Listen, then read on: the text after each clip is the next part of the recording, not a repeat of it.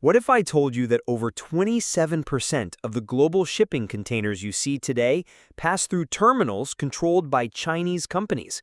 While America debates infrastructure bills, China has quietly secured stakes in 129 ports, spanning nearly every continent except Antarctica.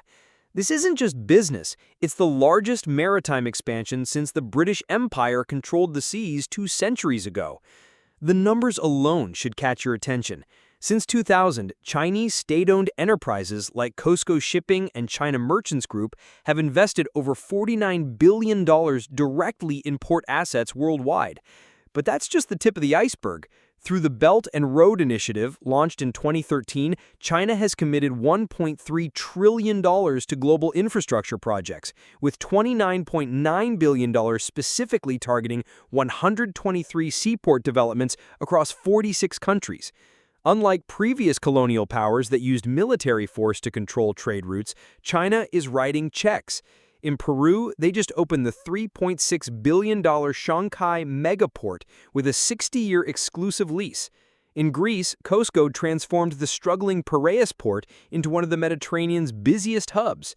From Hamburg's container terminals to Sri Lanka's Hambantota port, acquired through a 99-year lease when the country couldn't repay Chinese loans, Beijing is methodically positioning itself at the world's most critical shipping choke points.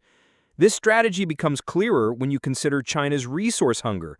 As the world's largest importer of copper ore, primarily from Chile, Peru, and Mexico, and a major consumer of lithium from South American mines, controlling the ports where these materials flow provides leverage far beyond simple commercial profits. When Chinese firms secure majority stakes in African ports, they gain privileged access to rare earth minerals essential for technology manufacturing. When they invest in Latin American terminals, they create direct shipping routes that bypass traditional Western-controlled trade networks. The implications for American commerce and security are substantial. The Council on Foreign Relations tracks how Chinese port investments could enable intelligence collection on U.S. naval movements, provide access to maritime logistics data, and potentially allow denial of port services during international crises. Recent conflicts have demonstrated how civilian infrastructure can be repurposed for military operations.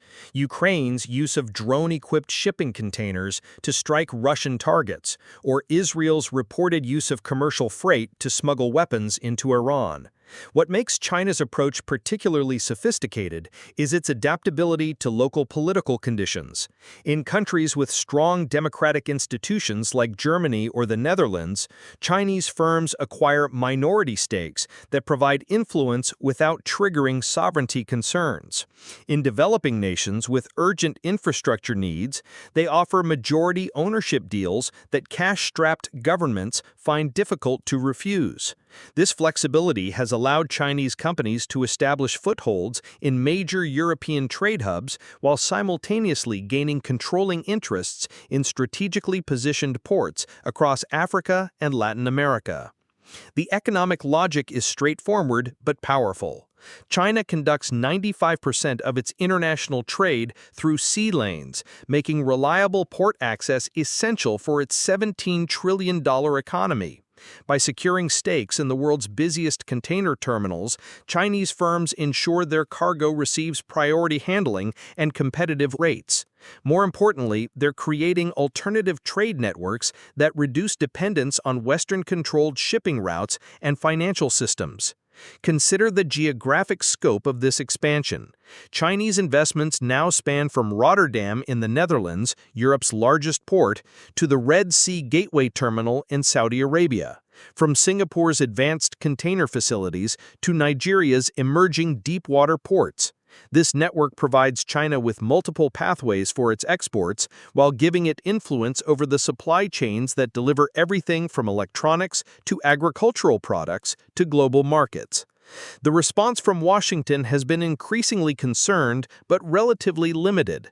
The Department of Defense has placed COSCO on its national security watch list, and President Trump has threatened 60% tariffs on goods transiting through Chinese-controlled ports in South America. However, these reactive measures address symptoms rather than the underlying strategic challenge. While China writes billion-dollar checks for port infrastructure, America's global port presence remains minimal. The U.S. owns fewer than 100 merchant vessels compared to China's 5,500 ship fleet. European attitudes are shifting as well. The European Union has strengthened its foreign direct investment screening mechanisms, specifically to evaluate Chinese port acquisitions for security risks. Recent controversies over Chinese investments in Hamburg's container terminal and Lithuania's Klaipėda port reflect growing political awareness that infrastructure investments can create long-term strategic dependencies. The dual-use potential of these facilities adds another layer of complexity. Modern ports require sophisticated logistics software, communications networks, and automated cargo handling systems, all of which generate valuable data and provide potential access points for cyber operations. When Chinese firms operate these systems, they gain insights into trade flows, military shipments, and economic activity that could prove strategically valuable during international tensions. Looking ahead, the trajectory seems likely to accelerate rather than slow. China's shipbuilding capacity is 232 times larger than America's, providing the industrial foundation for continued maritime expansion. The Belt and Road Initiative shows no signs of slowing, with 2024 seeing a record annual engagement of $121.8 billion across 149 participating countries. As developing nations continue seeking infrastructure investment and developed countries grapple with aging port facilities, Chinese firms are positioned to fill financing gaps that Western companies and governments have been reluctant to address. The question facing American policymakers isn't whether China's port strategy will continue. The momentum and logic are too strong to reverse easily. Instead, the challenge is developing effective responses that can compete with China's state-backed approach while maintaining America's commitment to market-based economics and international law. Some analysts suggest that rather than trying to block Chinese investments, the U.S. should focus on offering superior alternatives, better financing terms, advanced technology partnerships, and security guarantees that Chinese firms cannot match.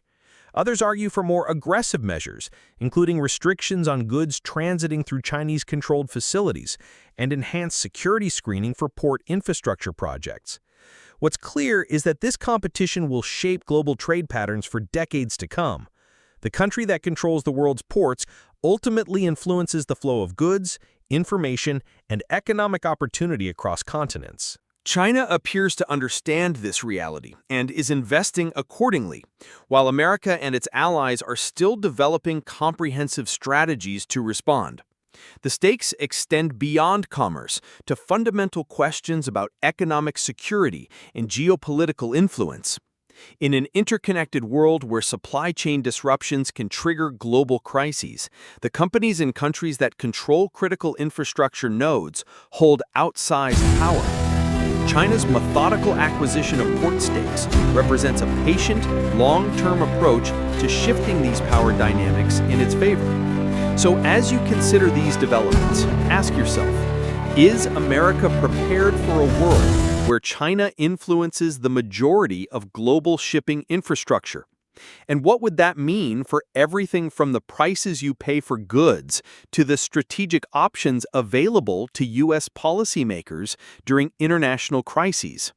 The answers to these questions will likely define the next chapter of great power competition in the 21st century.